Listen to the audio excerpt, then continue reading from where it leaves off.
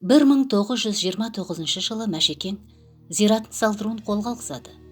Жалғыз төбе деген төбені белгілеп жерін қаздырды, артынан қалатты. 2 бөлмені үй ретінде қалатып шығады. Төбесі әйнек терезесі, төр үй болатын жататын жерін кең қаздырып, кісі бой қылып, ішінен іргелері жалаң қабағы жер бетіне шейін қара кірпіш қалатты. Іргеден топырақтар түспес етіп осының бәрін бүкіл елі болып, жабылып бітіреді.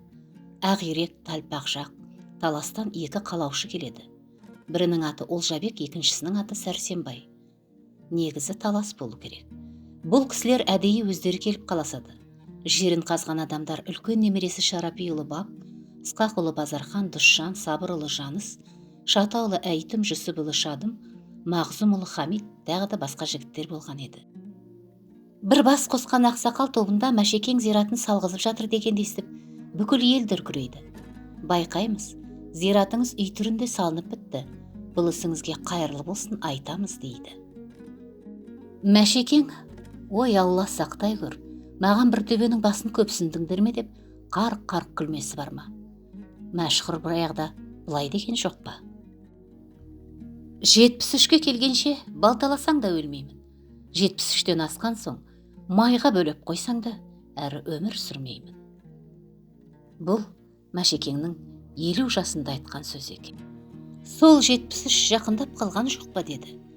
Бұрынғылар айтқан екен, жақсының аттан жығылғаны да жақсы деп. Осындай сөздері есімізде сақталып қалған еді. Әлі есімде, қыс айының мәлігі, пар түйемен үлкен баласы қалмай, үйінен бірнеше бөлмелі ұзын сары шкабына келді. Бұған көргендер таң қалды. Содан төр үйіне оңтүстік қабырғасына апарып орнатқызды. Сөйтсе өзінің парсы тілді кітаптарын, бүркітінің томағасы мен балақ бауын, ителгісінің балақ бауы мен томағасын, дойбысын, насыбайы күш шоқпарын осыларды қойғызу екен. Пар атының сайманын, сарт ер тоқымын осыларды басына қойғызу екен. Есігінің босағасына 41 кәрі жілікті ілдіріп қойғызды.